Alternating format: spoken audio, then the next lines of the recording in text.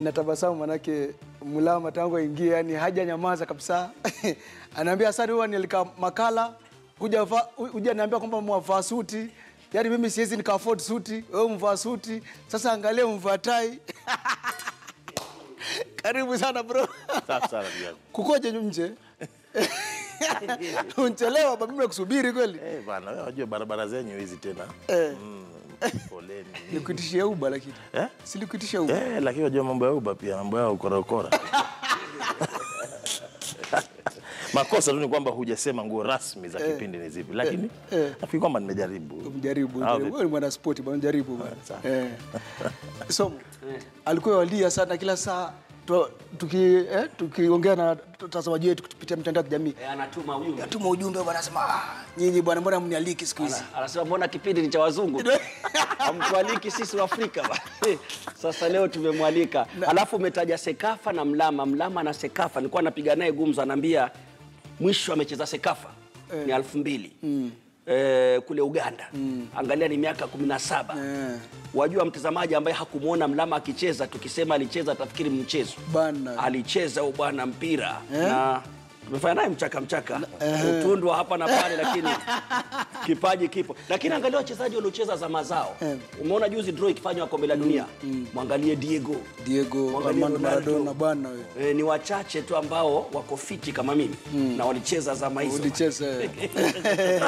Mlama pengine kwa mtasa tu kidogo tu. Kionjo sijui kuna Sekafa miaka kama 17 iliyopita na miaka ya sasa. Kuna mabadiliko yote upinzani pengine?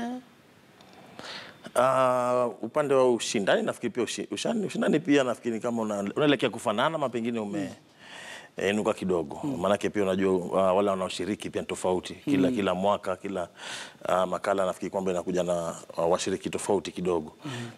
Lakini maandalizi nafikiri kuna tofauti. Nafikiri kwamba tumepiga hatua upande wa maandalizi na mambo kama hayo. Si kwamba Nairobi peke yake. Naam. Pia kupeperushwa kwa mechi moja kwa moja unapata vyombo tofauti. Si kama siku zile ulikuwa unapiga, lakini una uhakika kama kuna mtu ambaye anakutizama nyumbani. Kwa sasa vijana una uhakika kwamba jamaa kokote waliko wanaona. Na amesema jambo zuri sana la kutizama. Bao linazungumzwa sana la kijana Duncan Otieno. Ndio maana hapo alikuwa namuuliza Mlama. Amesema wakati wa mechi zilikuwa zipeperushwi. Sijui kama hiyo kasumba ni ukweli ama si ukweli Mlama. Nasikia kitambo ilikuwa inasemwa kama Uganda ni mwenyeji ama kama Kenya ni mwenyeji, patafanywa kila aina ya mahoka hadi mwenyeji abebe kombe. Ushaona? Nami ilikuwa nafikiri kwamba kwa kiwango kikubwa ni mambo ya kweli. Mambo ya kweli. Na pia si zamani sana bana, mwaka 2013 wewe mwenyewe ulitizama masaibu ambayo aliyokuta wenzetu Sudan. Ni kionjo tu manake dimba la Sekafa tujaingia sana ndani, lakini ni kionjo pale mtazamaji kujulisha tu kwamba tunaye studioni Simon Mlama na somo wangu Hasani Mwanawale ambaye tunanisaidia kuchambua, wote wawili tunanisaidia kuchambua dimba la Sekafa hasa baada ya timu ya taifa Harambee Stars kwanza vyema kipute hicho cha Sekafa kwa kutoa ushindi mzuri sana hapo jana. Tutazungumzia kwa kina Sekafa na ligi ya Uingereza. Sekafa na ligi ya Uingereza. Mpenzi mtazamaji, katika mitandao ya kijamii nimekuuliza, je, umepigia upatu timu gani kutoa dimba la Sekafa?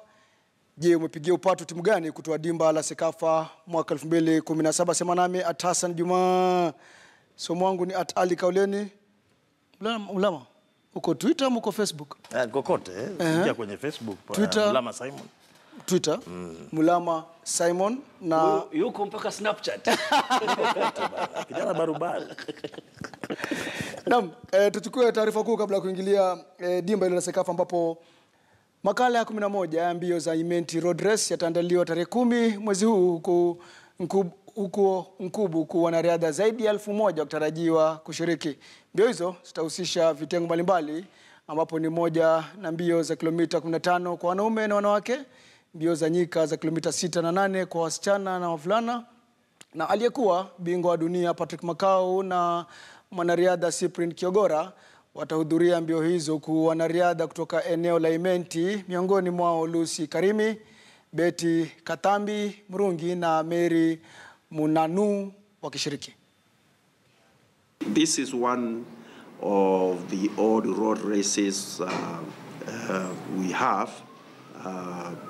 in our calendar for AK. Some of the races which started, by the time you people started, have already collapsed. They have collapsed because of the logistics of organizing the event. Our athletes are prepared. Not to mention that, not every athlete could be able to go abroad.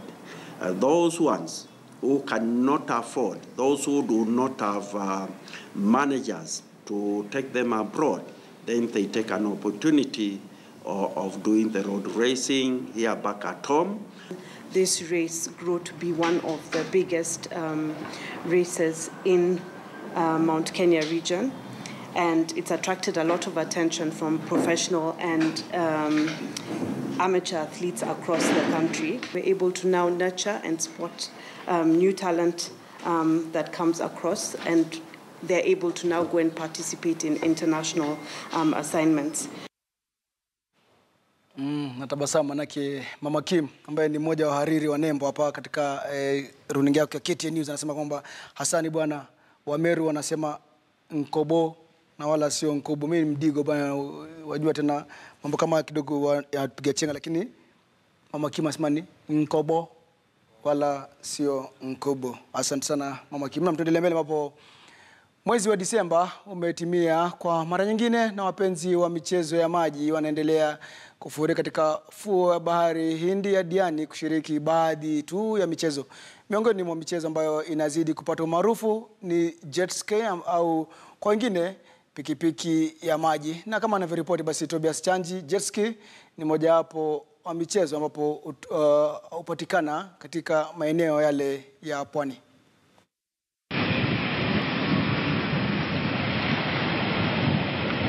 Red On Water Sports ni kampuni inayohusika na michezo mingi ya majini katika ufuo wa Diani. Shinikizo ni kuendesha mojawapo ya michezo hii ambayo ni jet ski ama boti ndogo ya mtu binafsi. Baada ya mafunzo mafupi ni wakati wa kujitosa majini. Ni safari ya dakika 30 hadi kwa maji makuu ambapo utapata fursa ya kuona pomboo wakipanda na kushuka baharini. Unahisi hali ya utulivu ukiendesha juu ya maji na hata wakati mwingine kushindana.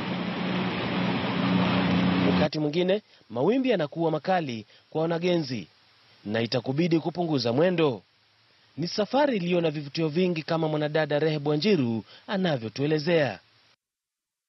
Got flyboarding, which is the newest sport across the globe. We've got banana boat rides that includes all family and kids.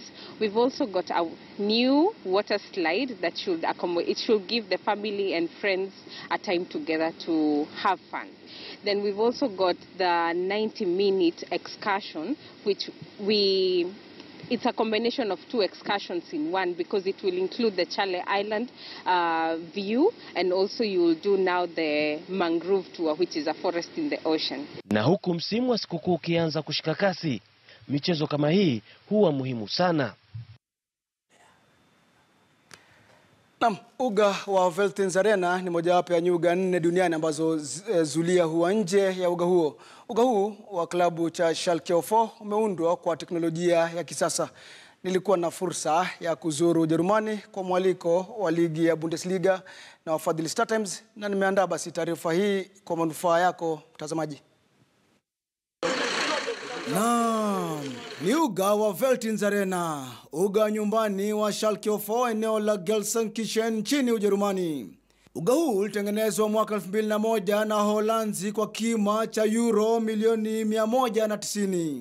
Ni uga unaomudu mashabiki 54,740.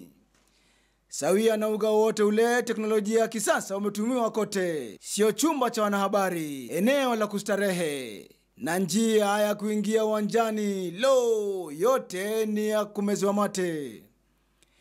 Na huku Kenya ikijikuna kichwa kutokana na ukosefu wa miundo misingi, nchi ya Ujerumani na haswa ligi ya Bundesliga imehakikisha kwamba uga wa Veltins Arena utazungumziwa kwa miaka na mikaka. Kisa na maana We have our events inside. We have, for example, concerts. We had boxing events.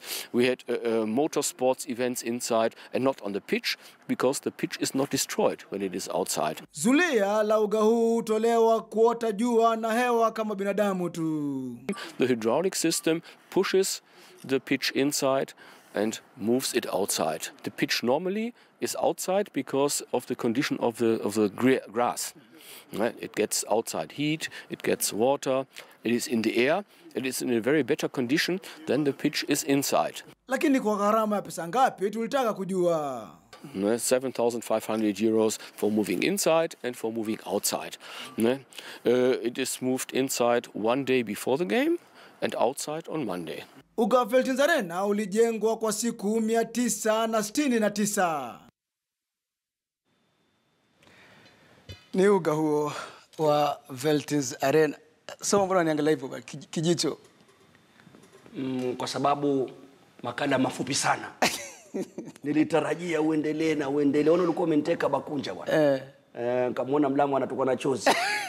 Umemkumbusha zama zake akicheza Warabuni, akicheza nje. Nafikiri Europa umecheza Mlama. Uswidi. Sweden naam. Kwa hiyo ni vitu amevizoea. Lakini kwa vijana wa sasa hapa nyumbani kwao ni miujiza bwana. Nashindwa wajua mwelekezi wangu Isaac Hasani huu uwanja waji hii tutafika lini bwana miaka 200 ama ndio wakati wa vijukuu. Kuna wimbo ulitolewa mambo kama wakati kitanda cha toka nje. Tarejea. Sasa tufika hapa. Lakini tutafika siku moja tutafika inshallah usio. Kufika kwa maana kwenda Ujerumani ama? Lijua anakuambia atachokosha. Lazima yani. Mlamu msalimiwa sana. Na nani? Salimiwa na unajua na familia ambao kuja kutoka nyumbani kule Kwale. Okay. Ndio Juma Mchera. Na mkiasema tunakodoa macho kodo tukimsabahi Mlama na Hasani Ali ndani ya kipindi tunachokienzi cha Zilizala Uwanjani. Kwa hivyo tunakutambua sana. Shukuru sana. Au sio? Wote yeye na mke wangu kusalimia kwa nyumbani anatuliza. Kwa nini sio? Watu wanawatambua, sema wanakutambua kama Mlama pekee. Wajua hajasema Hasani Ali hapo. Anasema Mlama, anasema shem na kuona na kina Mlama yenyewe kwenye Zilizala. Umeuhariri ujumbe? Ujumbe huu hapa. Waarabu hao wamemtenga. Mpenzi mtazamaji, tunaenda mapumziko lakini tukirejea tutaangazia dimba la Sekafa na tutachambua pia manake studioni kama unavyojua kwamba tunaye Simon Mlamu mchezaji wa zamani wa klabu ya Mathare United na timu ya taifa Harambee Stars na namba 10 mgongoni Hasani Mwana Ali, mhariri wa sport